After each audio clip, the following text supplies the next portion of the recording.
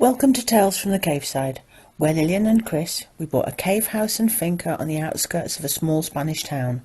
Follow us as we learn to renovate and create a home that we will be proud of.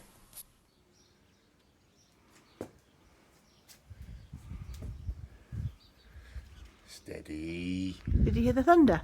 Yes. I like Thunder. Awesome group. Very, very underrated.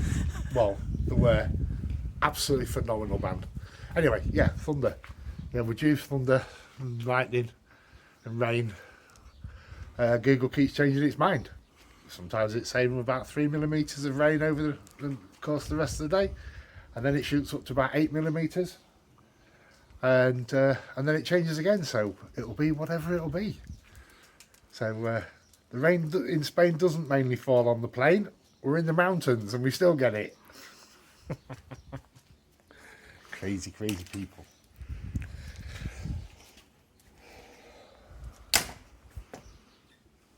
So, this last week? Yes, it's been a week. It's been a week. It's been a week. It's actually been a week and a half.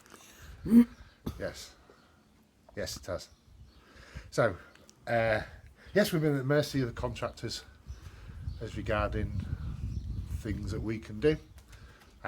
Because the dogs, and it's not nice to allow the dogs to run around and interact with other people that don't necessarily like dogs, or especially with Loki, can be a bit intimidated by him, although he doesn't cause any harm to anybody. He's just very happy and very bouncy, and he's like, people, give me more people, and he just goes mental. So we've had to keep the dogs locked in, so we've had to stay in as well, just to supervise the dogs, and obviously letting them in and out and walking them, alerting the contractors that when the dogs want to go out, so they can be out of the way, and also because the gate's been left open, so they've got access to their vehicle and in and out for tools and things. And we can't have the dogs unsecured, so there you go. We wasn't able to do anything.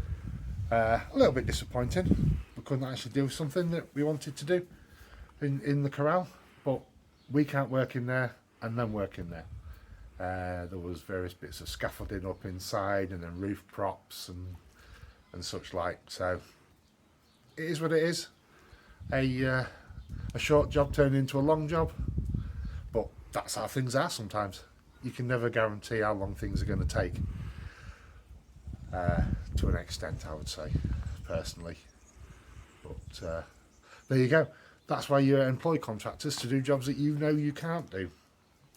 And with such an important thing as a roof and adding skylights in, it's not worth the risk of getting it wrong and causing all sorts of problems. Let somebody else get it wrong and then them fix it. It's the morning after the first window has started to be fitted. It's not fitted correctly yet. It was placed last night because the boys ran out of time. But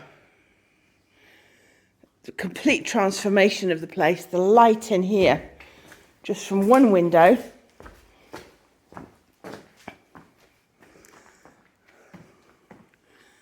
and we're going to be having two in. This is filmed at about 9 o'clock in the morning. And the light starts on that side and travels over that way. So we should get light all day of one type or another. It used to be quite dark and cave-like in here with that door shut. But changing that window for one that's got glass in it rather than being solid metal, having the skylight windows put in, and then removing this door so that we get light streaming down this corridor from the window and door with glass through there. We're getting a lovely amount of light in here. And it's going to be a very, very pleasant room. Imagine all the grey concrete coming off, concrete render, etc., and it all being either whitewashed, limed, plastered, whatever it needs. So that is ground level out in the corral. Got to find a different name for it. Comments, suggestions down below. It's the old corral. And that window is... Chris, will you stand there to show what height the window is at? down in here in the living room. It's very high. Idiot. So it's at that height. And having put the roof on in there and the light and everything, the ambience in here has changed significantly. It used to feel really cold. Even on a hot sunny day outside there, I don't know how it's done it, but it has changed it. It feels warmer. Yeah, and the temperature stabilised as well. It has been fluctuating for ages and ages and ages. Yeah. And it's now sitting at around 26 degrees, which is ideal. The cycle for this tank has taken forever, absolutely forever. When we first set this tank up ever in the UK, it took weeks. This is taking months before it's settling down, and it's still not totally settled. I'm starting to get hair algae in there now, which means the phosphates and nitrates are a little bit high, which we'll have to address. But we did buy some copepods and amphipods a while ago, and now we have them running around the rocks and on the glass, and it's had a population explosion of the little tiny critters and the things that eventually the fish will eat and help clear up some nasties in there. So yeah. This is really difficult to video without shadows of dogs and things. Yeah. I'll put the light, change the lights, so maybe you can see a bit better. Okay. Oh wow. Maybe that's a little bit better. Yes. We'll try and keep it dark for the reason of keeping the algae down, and we'll notice we've got a cyanobacter outbreak as well, which again needs to be addressed. But, You can see little critters running around there. and you can see some of the amphipods. Yeah. There's a really fat, juicy one just there. Nom nom nom for the fish.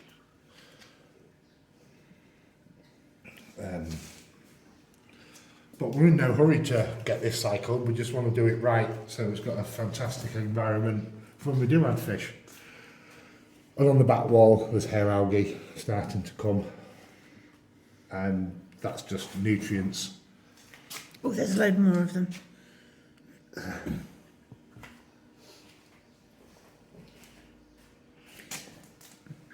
Only people who have marine tanks will understand how exciting it can be to see little tiny bugs running around on the rocks.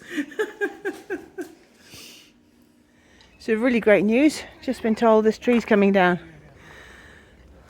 I'll move for the sunlight. The reason the tree's coming down is because it causes problems with the road. You can see how the tarmac's all lifted. But we also get roots down here into the house.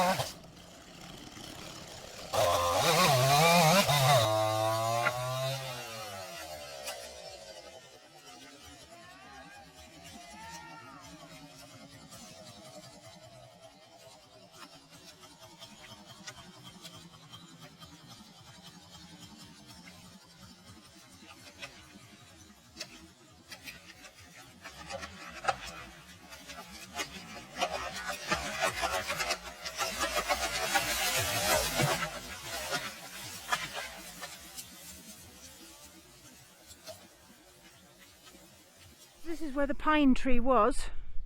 You can see really clearly here the mess that the roots made of the road and has continued along the way there. It's taken about 2 years for the town hall to be able to organise this, because as we know, pine trees are protected in Spain.